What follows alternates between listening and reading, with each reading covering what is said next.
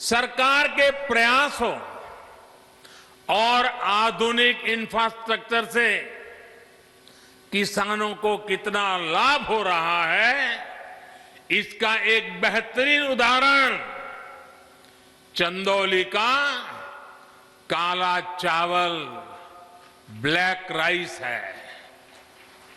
ये चावल चंदौली के किसानों के घरों में समृद्धि लेकर के आ रहा है।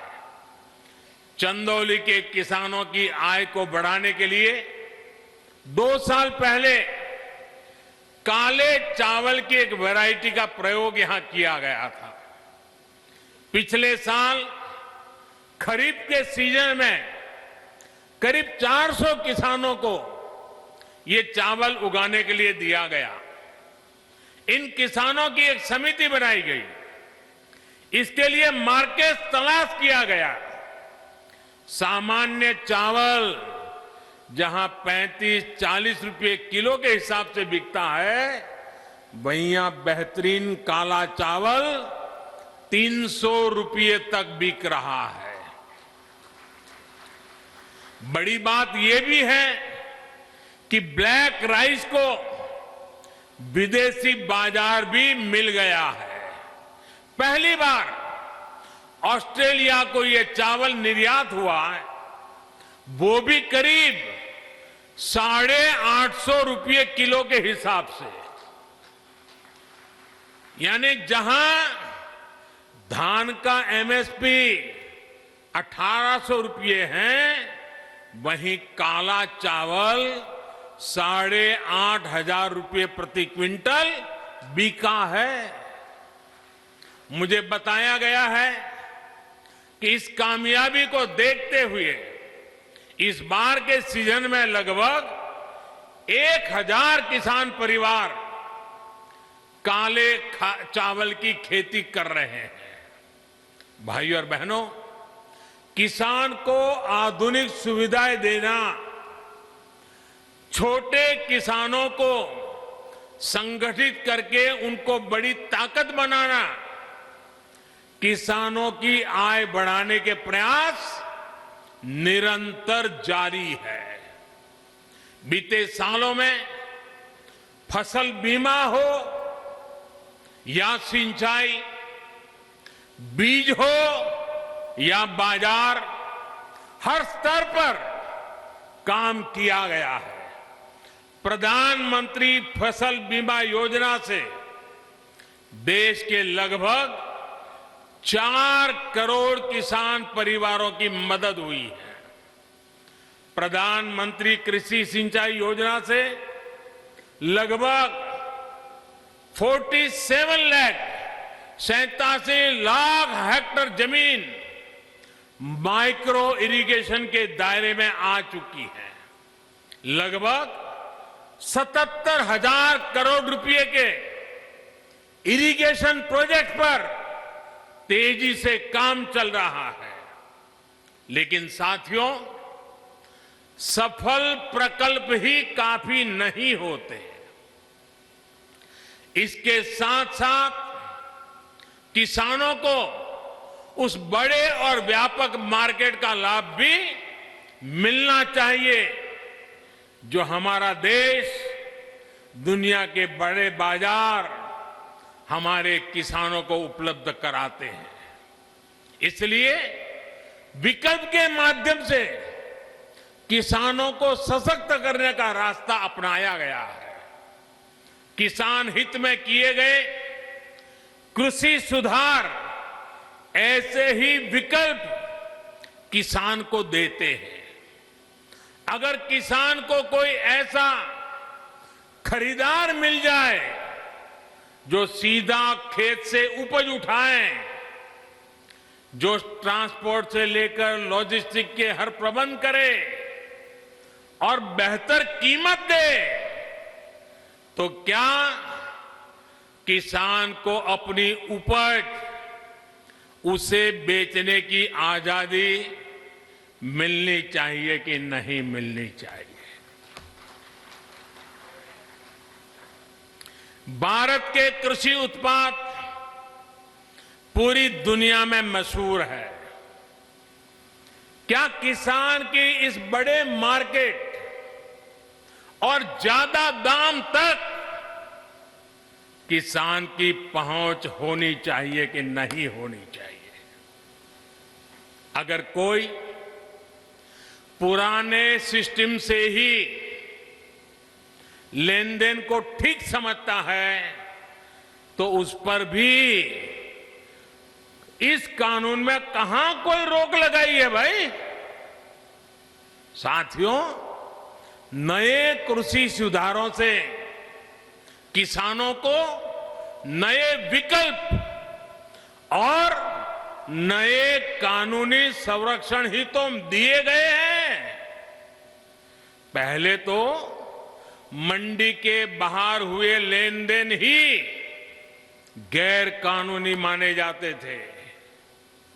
ऐसे में छोटे किसानों के साथ अक्सर धोखा होता था, विवाद होते थे, क्योंकि छोटा किसान तो मंडी पहुंच ही नहीं पाता था।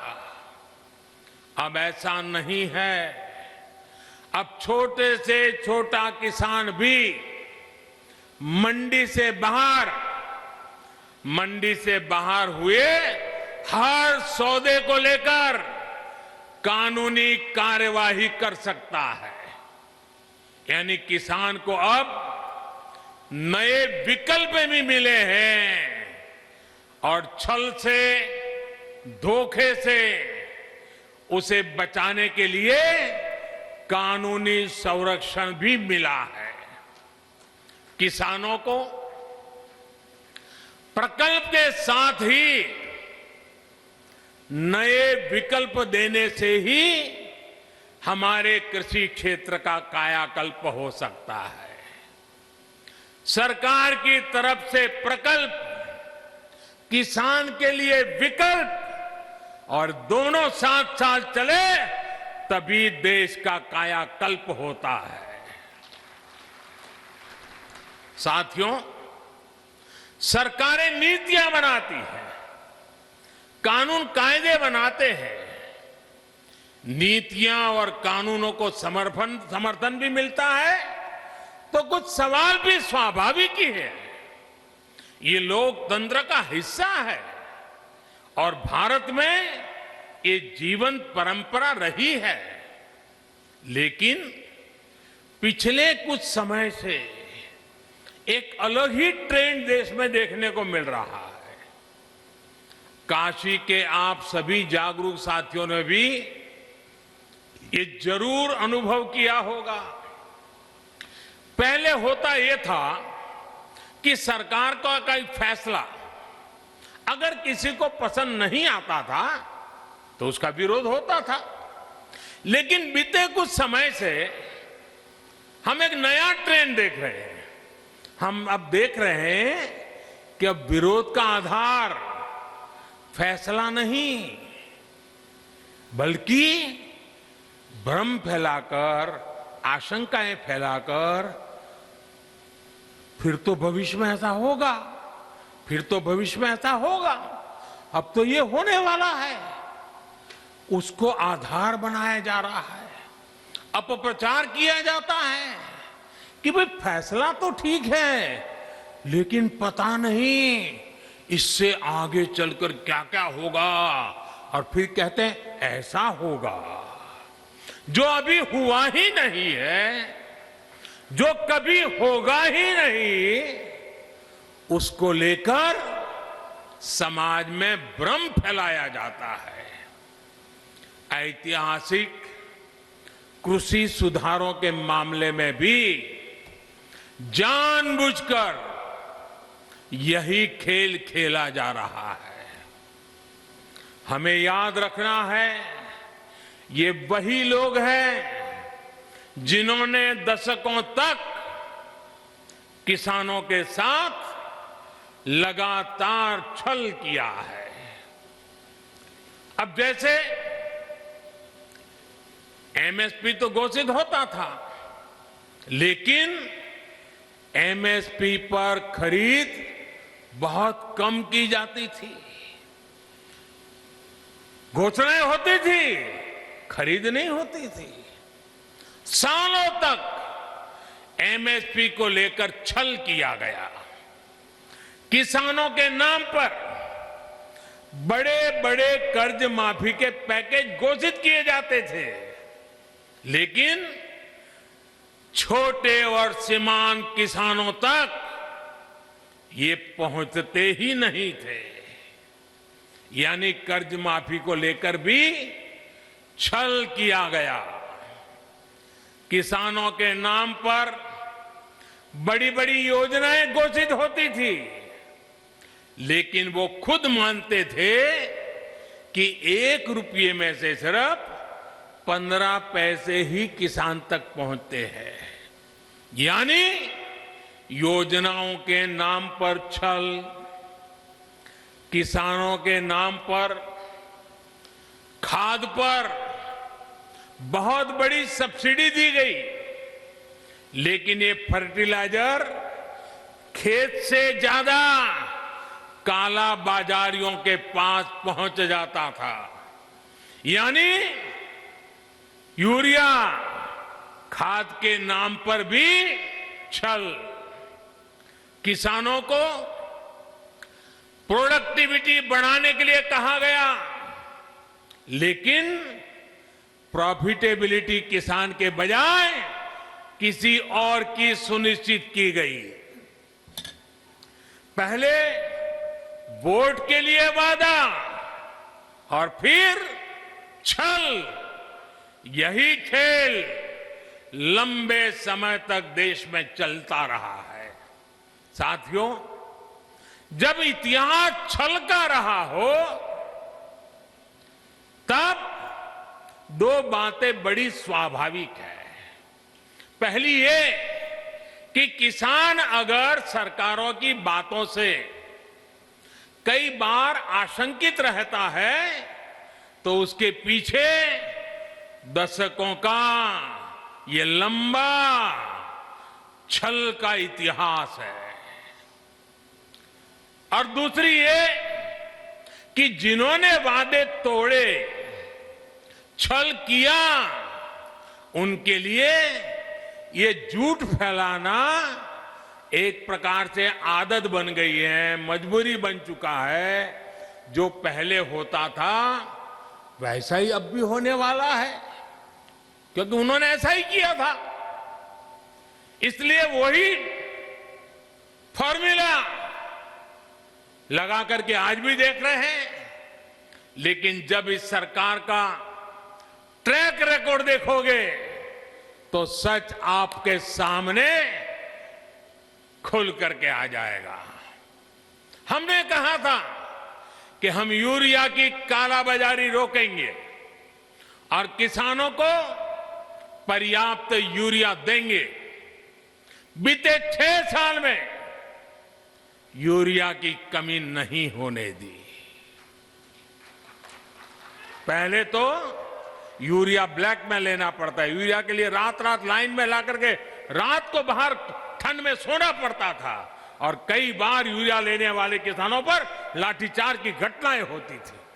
आज ये सब बंद हो गया।